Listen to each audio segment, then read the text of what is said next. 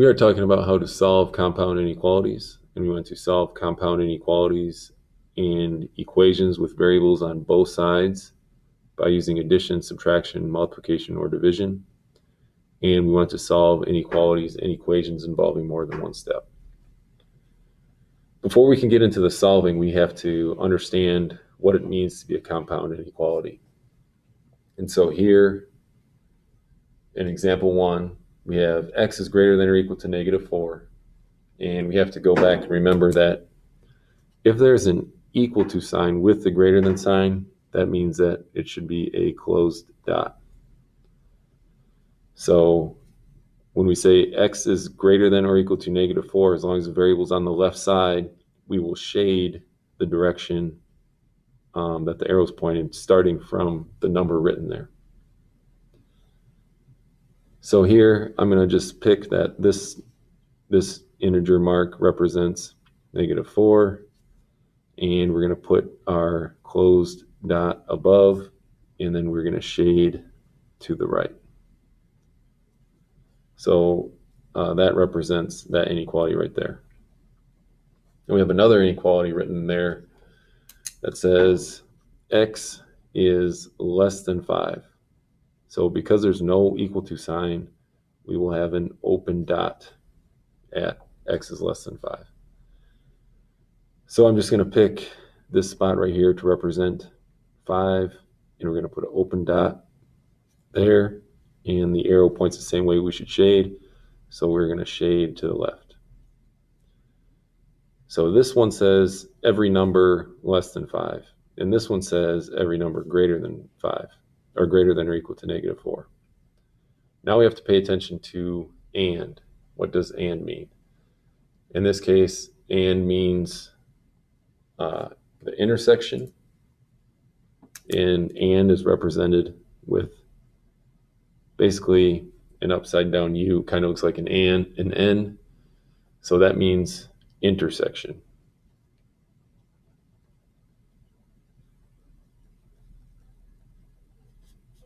And that means it has to be in both.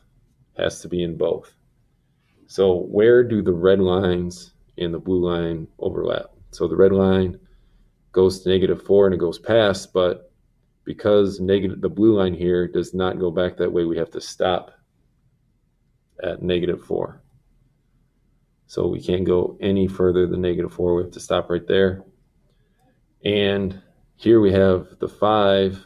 The blue line does include 5, but the red line does not include 5, so it has to be in both.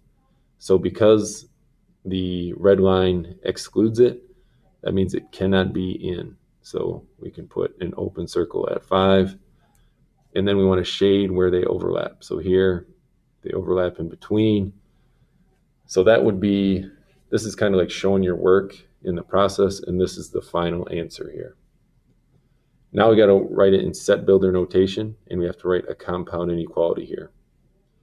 So in this case, our variable is x, so x goes in the middle. -4 is the smaller number, that goes to the left. 5 is the bigger number, that goes to the right. And then we just follow the way that it was pointed before. So here we have the pointy side of the inequality pointing towards -4, and that should be the same when we come down. Here we have the pointy side between the x and the 5 going to the x, and so that should remain the same. And so that is written in set builder notation.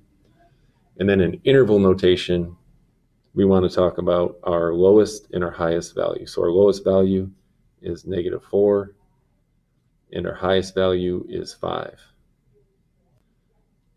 The -4 is included, so we use a bracket, and the 5 is not included, so we use a parenthesis. Now we can look to the right, and here we have x is greater than or equal to -4, or x is less than 5. And we should look at our conjunction here with or, which means union. And so union means, and that's represented by U. Union means as long as it's in one of the sets, then we include it in our final answer. So these are the exact same. The only difference is the conjunction we use. So we're still going to have a closed dot. So we're still going to have at -4. Still going to have a closed dot. Still shading in the same direction, just like we did previously. And then we look at this, and we're still looking at 5. So we'll just make 5 be here. Still have open circle, still shading to the left. Now when we go to say union means if it's in 1, then it's in the final answer. So all we have to have is it has to be represented by 1. So -4 represents every number above. So -4 and greater. Now here at 5, it says 5 is not included in this red set. However, -4 does include 5. So in this case, we have the solution of all real numbers. So here we have -4, and here we have 5. And this represents the negative numbers are going to -infinity, and then the numbers go all the way through. So basically, we go from -infinity, and every number is included all the way until +infinity. So every number is included. So in set builder notation, we could say all real numbers.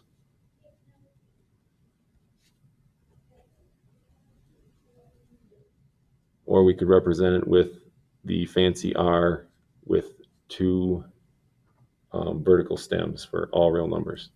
Both of those mean all real numbers. In interval notation, it says we go from -infinity to +infinity. So we always start with the lower number, which is -infinity, and then we go to the higher number, which is +infinity. Neither one is included, so we use parentheses for both of those. We can look at 2 more examples here.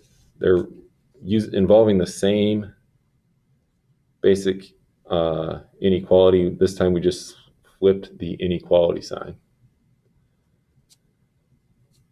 So we will graph these. X is less than or equal to -4. We still have a closed dot. We are still at -4, closed dot, and the variable's on the left, so we shade the same direction as the inequality, so we'll shade to the left. So that one's all set for the red set of numbers.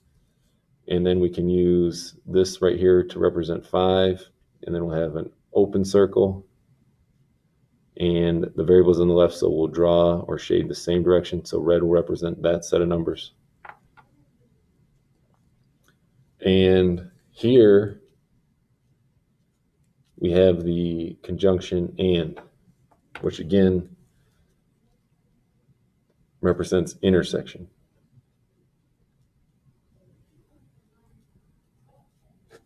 So intersection means it has to be in both. It has to be in both. So basically we're looking for where these lines overlap. So the blue set represents everything less than -4, including -4. And the red set is everything greater than 5. So in this case, there is no part where they... So for this intersection, the intersection of this and this, it doesn't exist. So no solution. And we write this for both set builder and interval notation. No solution for both of those. Now this is a little bit different as we look at OR. So we have the same inequalities again. We have a closed dot. We are at -4, closed dot, and we're going to shade to the left. And here we have an open dot, and we're going to shade to the right, open dot at 5. Now OR, as we remember, OR means union. And that is represented with a U. So we could say X is less than or equal to -4 union X is greater than 5. So that is represented by that U there. And so when we say or union, that just means it has to be in one or the other. It doesn't have to be in both. If it's in one, then we include it. So this arrow means it goes to negative infinity. And this arrow means it goes to positive infinity. And so for set builder notation, we're going to have to set up two different inequalities. And basically, our set builder looks just like this. So x is less than or equal to negative 4. Union x is greater than 5. So set builder basically is written down for us already. Interval notation, we have to write two intervals. Just like we have two sets here, we have this set and this set. Now we have to write two intervals. We have the interval from negative infinity to negative 4. So negative infinity is the smallest, and then negative 4 is bigger. And here we have the closed dots, so we have a bracket at negative 4, and infinity is never included. And then we want to have or union, so it can be in either one of these sets. And then that's going to go from 5 to positive infinity. And 5 is not included, so we use a parenthesis, and positive infinity is not included, so we use a parenthesis as well.